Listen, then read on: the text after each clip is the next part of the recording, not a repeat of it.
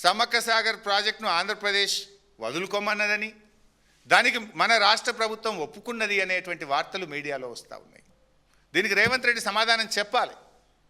మీ ముగ్గురు ముఖ్యమంత్రుల మీటింగ్లో సమ్మక్క సాగర్కు 47 టీఎంసీల నీటి వాటాను, మన రాష్ట్ర వాటాను వదులుకోవడానికి మీరు ఒప్పుకున్నారా?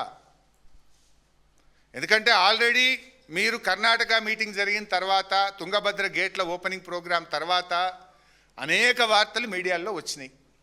47 టీఎంసీలు వదులుకుంటున్నారు అని వార్తలు వచ్చినాయి. ప్రభుత్వం స్పందన లేదు. ఇప్పుడు ఎజెండాలకు వచ్చేసింది, జేఆర్ఎంపీ ఎజెండాలకు వచ్చేసింది. ఎస్, ఈ 47 ఇచ్చేదే లేదు అంటున్నారు ఆంధ్రప్రదేశ్. ఈ 47 వదులుకున్నారా, వదులుకోలేదా? What is the stand of Telangana? ఎట్లా వదులుకుంటారు మీరు? ఈ 47కి ఆల్రెడీ మేము హైడ్రాలజీ క్లియరెన్స్ తెచ్చి ఉన్నాము.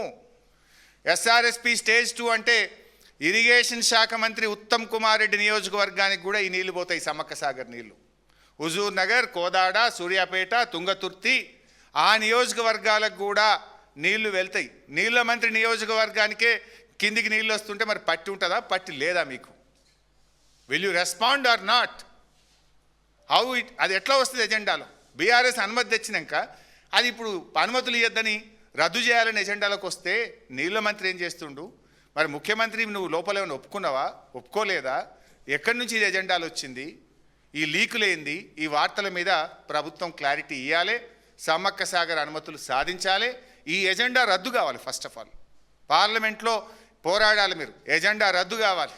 దీని మీద వారం రోజులైంది. ఎజెండా వచ్చినాక ఇది ఎట్లా పెడతారు ఎజెండాలని రాష్ట్ర ప్రభుత్వం అడగదా?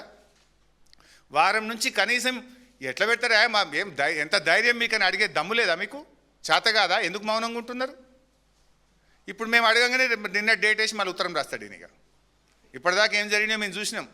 గోదావరి బనకచెర్ల, గోదావరి నల్లమల్ల సాగర్ అనేక ప్రాజెక్టుల విషయంలో బీఆర్ఎస్ మాట్లాడంగానే 2 రోజుల కింద డేట్ వేసి ఉత్తరాలు రాస్తుంటారు. డ్రామాలు కాదు, నిజాయితీగా రాష్ట్ర హక్కులు కాపాడండి, రాష్ట్ర ప్రయోజనాలు నిలబడండి. ఈ ఎజెండా నిజం కాదా చెప్పండి? ఎజెండా నిజం కాదా చెప్పండి? ఎట్లా వస్తుంది ఎజెండా? నిజంగా బీఆర్ఎస్ ప్రభుత్వమే, కేసీఆర్ గారే ముఖ్యమంత్రిగా ఉంటే అసలు ఇట్లాంటి ఎజెండా వస్తుందా? మనకి అంత ధైర్యం ఉంటుందా?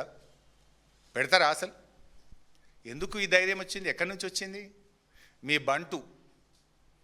బంటు ఇక్కడ ముఖ్యమంత్రిగా ఉన్నాడు కనుక మీకు అంత ధైర్యం వచ్చింది.